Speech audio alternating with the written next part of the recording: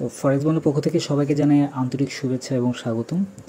তো গত সপ্তাহে গোল্ড মার্কেট একটি অ্যানালাইসিস আপনাদের সাথে শেয়ার করেছিলাম, যে অ্যানালাইসিসটির ভিডিওটি এখানে যে মার্কিং করেছি এই মার্কিংয়ের এই ভিডিওটি ছিল। মার্কেট কোথায় থেকে কোন পর্যন্ত মার্কেট আসতে পারে। তো আজকে আলোচনা করব এই সপ্তাহে গোল্ড মার্কেট কোথায় আসতে পারে। তো গত সপ্তাহে একটি ফল্ট হয়েছে গোল্ড মার্কেট, তারপরেও যারা এই অ্যানালাইসিসটি দেখে যারা এন্ট্রি নিয়েছেন তারা হয়তো প্রফিট করতে পেরেছেন।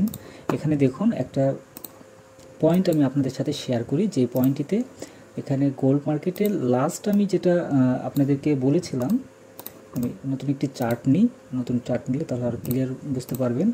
যে এখানে দেখুন আমি আপনাদেরকে বলেছিলাম যে গোল্ড মার্কেট এই যে 2410 পর্যন্ত মার্কেট আসতে পারে এবং সর্বনিম্ন 2400 পর্যন্ত মার্কেট আসতে পারে। এই 2400 পর্যন্ত মার্কেট হয়তো বা আসতে পারে, কিন্তু গোল্ড মার্কেট যেটা করেছে 2410 পর্যন্ত ওই সপ্তাহে 2410-এর কাছাকাছি, এখানে দেখুন আপনারা দেখতে পাচ্ছেন এইটার কাছাকাছি মার্কেট আসছিল এবং সেখান থেকে মার্কেট উঠে আবারও মার্কেট ডাউন হয়েছে। তো এই যে ডাউনটা হয়েছে, এই ডাউনটা কিন্তু বিশাল বড় একটা ডাউন হয়েছে। তো এটা অনেক বড় একটা ফল করেছে, এটা কোনো না কোনো নিউজের কারণে, এটা ফান্ডামেন্টালির কারণে এটা আসছে। তো যদিও এটা নিচের ডাউনে অনেক আসছে, বাট এই পজিশন থেকে কিন্তু মার্কেট আবারও স্লোলি মার্কেট আপ হয়েছে। তো আজকে আলোচনা করব এই সপ্তাহে গোল্ড মার্কেটটি কোথায় আসতে পারে বা কোন পজিশন থেকে আপনারা এন্ট্রি নিলে ভালো একটা বেনিফিট করতে পারবেন। তো তার আগে বলে নিই, আমি বেশ কিছু সমস্যার মধ্যে পড়েছি এই MT4 প্ল্যাটফর্মটাকে নিয়ে, কারণ MT4 প্ল্যাটফর্ম নতুন এদের আপডেটটা হয়েছে। আপডেটটা হবার কারণে আগের যে ইন্ডিকেটর এবং আগের যে রোবটগুলো আছে সেই রোবট বা ইন্ডিকেটরগুলো কোনোভাবেই বর্তমানে কাজ করছে না। তো এটির মেইন কারণটি হচ্ছে, দেখুন এদের এখানে হেল্প থেকে যদি আমি অ্যাবাউট সেকশনে আসি, তাহলে এটা এক্সচেঞ্জেস লাস্ট যে MT4 আপডেটটা হয়েছে, এটা তো মে মাসের 24 তারিখে লাস্ট আপডেটটা হয়েছে। তো এই আপডেটটা হওয়ার কারণে এই 24-এর আগে, অর্থাৎ মে মাসের আগের মাস পর্যন্ত আগের যেই ইন্ডিকেটর রোবট যেগুলো ছিল সেই ইন্ডিকেটর রোবটগুলো কিন্তু চলতো, বাট বর্তমানে কিন্তু ওই ইন্ডিকেটর ওই রোবটগুলো কিন্তু একদম হাইট হয়ে আছে, সেগুলো মানে কোনোভাবেই কিন্তু মানে কাজ করা যাচ্ছে না। যেমন ধরুন এই যে এখানে একটা খুব সুন্দর একটা ইন্ডিকেটর আছে, এই ইন্ডিকেটরটা আমি কোনোভাবেই আপনাদের সাথে শেয়ার করতে পারছি না, আমি নিজেও এই ইন্ডিকেটরটি ব্যবহার করতে পারছি না। এখানে যদি আমি অ্যাটাচ চার্টে দিই, তারপরেও এই ইন্ডিকেটরটি কোনোভাবেই কিন্তু এখানে আসছে না। তো এখানে আরও বেশ কিছু ইন্ডিকেটর আছে, যে ইন্ডিকেটরগুলো কোনোভাবেই এই MT4-এ কিন্তু কাজ করা যাচ্ছে না। এখন এই ইন্ডিকেটরগুলো, যতগুলো ইন্ডিকেটর আছে যারা প্রোগ্রামার আছে, নতুন করে যদি ইন্ডিকেটরগুলো সেট আপ করে সেই ক্ষেত্রে এই ইন্ডিকেটরগুলো কাজ করা যাবে। তার আগে এই ইন্ডিকেটরগুলো কোনোভাবেই ইউজ করা পসিবল না এই মুহূর্তে। তো যার কারণে আমি অনেক ভালো ভালো যে ইন্ডিকেটরগুলো আছে সেই ইন্ডিকেটরগুলো আমি আপনাদের সাথে শেয়ার করতে পারছি না, বা মানে বেটার যে অ্যানালাইসিসগুলো সেই অ্যানালাইসিসগুলো আমি আপনাদের সাথে ওইভাবেই শেয়ার করতে পারছি না, যার কারণে সিগন্যাল একটু কম দিচ্ছি। তো আচ্ছা, যাই হোক, তো আমি যেই প্রসঙ্গে ছিলাম যে আজকে এই সপ্তাহে গোল্ড মার্কেট কি হবে, মেন টপিকটা ছিল আমাদের এটাই। তো এই সপ্তাহে যেটা হবে গোল্ড মার্কেট, দেখুন আমি একটি লাইন টেনে রেখেছি, এখানে আমার একটি ইন্ডিকেটর আমি এখানে সেট আপ করেছি। তো এখানে দেখুন যে লাইনটা টেনেছি সেটা আপনারা ক্লিয়ার বুঝতে পারছেন, যে এখানে দেখুন যে এই লাইনটা অনুযায়ী দেখুন মার্কেট কিন্তু ঠিক ওইভাবে কিন্তু মার্কেট আপ ট্রেন্ডটা ধরেছে। এটা 30 মিনিট অনুযায়ী দেখেছি এবং 15 মিনিট অনুযায়ী কিন্তু সেমভাবেই কিন্তু মার্কেট আপের দিকে যাচ্ছে। আপনারা খেয়াল করেছেন হয়তো যে মার্কেট যেভাবে যাচ্ছে এটা কিন্তু সম্পূর্ণ আপের দিকেই যাচ্ছে। এবং এখানে কয়েকটা পয়েন্ট এখানে আছে, সেটি দেখুন, যদিও এখানে একটি সিগন্যাল, এখানে ডাউনের একটা সিগন্যাল দিয়েছে, মার্কেট ওইখান থেকে ডাউনে আসছে, বাট এখান থেকে কিন্তু আবারও মার্কেট আপে যাবে। বাট এখানে আমি যদি 1 আওয়ার হিসেব যদি করি, সেই ক্ষেত্রে কিন্তু 1 আওয়ার অনুযায়ী দেখুন এখানে একটা ছোট্ট একটা সিগন্যাল এখানে ক্রিয়েট হয়েছে, ওইখান থেকে কিন্তু মার্কেট অনেক দূর পর্যন্ত মার্কেট আপে গিয়েছে।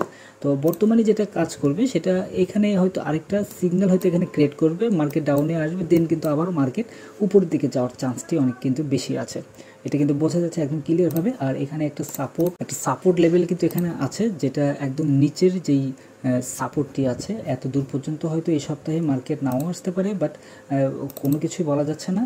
এটা দেখুন এখানে কোন পজিশন পর্যন্ত মার্কেট আসতে পারে, যেমন এটা লাস্ট যে লেভেলটি ছিল এখানে 2363, তো এত দূর পর্যন্ত মার্কেট আসার চান্সটি কম আছে। আমি ধরেই নেব মার্কেট এখন বর্তমানে যে লেভেলটি আছে, এই সপ্তাহের যে লেভেলটি, এই 50 পিপসের মধ্যে মার্কেট ঘোরাফেরা করবে। যেমন ধরুন এখানে 30 আর এই যে উপরে। তো এর বাইরে মার্কেট আসলে এর বাইরে কিন্তু মার্কেট যাবে না, যাওয়ার চান্সটা অনেক কম আছে। আর মার্কেট ওপেনিংয়ের দিনে যেটা করবে মার্কেটে, যে এখানে দেখুন একটা রেজিস্ট্যান্স কিন্তু এখানে দেখা যাচ্ছে। তো এই রেজিস্ট্যান্সের কিন্তু একদম ওই রেজিস্ট্যান্সের কাছে কিন্তু মার্কেট হয়ে আছে। এখানে দেখুন 23, 24, 30-এ মার্কেট আছে, বাট এই রেজিস্ট্যান্সটা কিন্তু পার করেনি মার্কেট ওপেনিংয়ের দিনে। এটা কিন্তু কাজ করবে না কোনোভাবে, এই রেজিস্ট্যান্সটা কাজ করবে না। মার্কেট এখান থেকে হয়তো উপরে চলে যেতে পারে, আবার নিচের দিকেও কিন্তু চলে আসতে পারে। যেমন এখানে ধরুন একটা ব্রেকআউট হওয়ার চান্সটি আছে। ব্রেকআউটটা অ্যাকচুয়ালি কোন পজিশন থেকে ব্রেকআউটটা হবে সেটা আমি বলে দিই। দেখুন এখানে ব্রেকআউট হবে ঠিক এখানে 24-21, এখানে 24-21 এবং উপরে যেটা আছে, উপরে আছে এখানে 24-36। তো এই 24-36 যদি মার্কেট পার করে দেন এই মার্কেট কিন্তু একদম টপ লেভেলে চলে আসবে। যেমন ধরুন এখানে 24-78 অথবা 24-50 যে লেভেল আছে সেই লেভেলের দিকে কিন্তু মার্কেট, এখান থেকে কিন্তু মার্কেট আপে চলে যাবে। আর যদি এই লেভেলটা যদি পার করে তাহলে মার্কেট ডাউনের দিকে চলে আসবে। মোটামুটি আপনার 2400 পর্যন্ত মার্কেট আসতে পারে। লাস্ট একটা চান্স আছে, এটা 2400 পর্যন্ত আসতে পারে, দেন মার্কেট এখান থেকে আপে যাওয়ার চান্সটি আছে। তো এখন আমাদের মানে মেইন যেই টার্গেট সেটা আমরা এখন আলোচনা করব, যে আমরা অ্যাকচুয়ালি কোন পজিশনগুলোতে আমরা এন্ট্রি নিব, কোন পজিশনগুলোতে এন্ট্রি নিলে আমাদের প্রফিটের পরিমাণটা হবে। যেমন ধরুন এখানে আরেকটা লেভেল এখানে ধরে দিতে পারি, যেমন এই যে নিচে একটা সাপোর্ট লেভেল আছে 24-16। তো 24-16 থেকে মার্কেট এর মধ্যেই হয়তো কিছু সময়ের জন্য মার্কেট ওপেনিংয়েই কিছু সময়ের জন্য এর মধ্যে মার্কেট থাকবে, দেন এখান থেকে উপরে যেতে পারে, নিচেও আসতে পারে এই সপ্তাহের মধ্যে। তো উইকলি যারা ট্রেডিং করছেন বর্তমানে যেই পজিশনটাতে আছে মার্কেট, এই পজিশনটাতে এন্ট্রি দেওয়ার মতো কোনো পজিশন নাই। তবে যদি কেউ স্ক্যাল্পিং করেন, স্ক্যাল্পিংয়ের ক্ষেত্রে দেখা যাবে যে আপনার বাই এন্ট্রিটা নিতে পারেন। আর শর্ট যেটা এসএল ব্যবহার করবেন, এখানে 24-21-এ একটা এসএল ব্যবহার করতে পারেন এটার নিচে। আর সেকেন্ড এসএল যেটা 24-16-তে একটা এসএলটা ব্যবহার করতে পারেন, কারণ এই দুইটা সাপোর্ট যদি পার হয় মার্কেট নিচের দিকে পড়ে যাবে। আর উপরের বাইরের যেটা আছে যে 24-36, এটাকে পার করলে মার্কেট আরও আপের দিকে চলে যাবে। তো মার্কেট ওপেনিংয়ের সময় মার্কেট এইভাবেই কিন্তু মার্কেট আপ অ্যান্ড ডাউন কিন্তু করবে। এটা কিন্তু একদম মোটামুটি ক্লিয়ার কিন্তু বোঝা যাচ্ছে।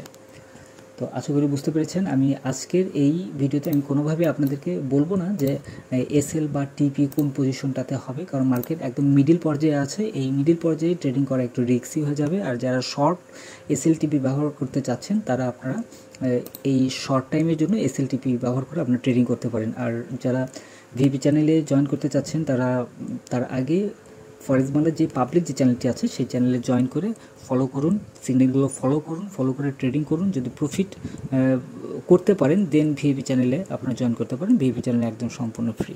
তো আশা করি বুঝতে পেরেছেন। ধন্যবাদ সবাইকে ফরেক্স বাংলার সঙ্গে থাকার জন্য।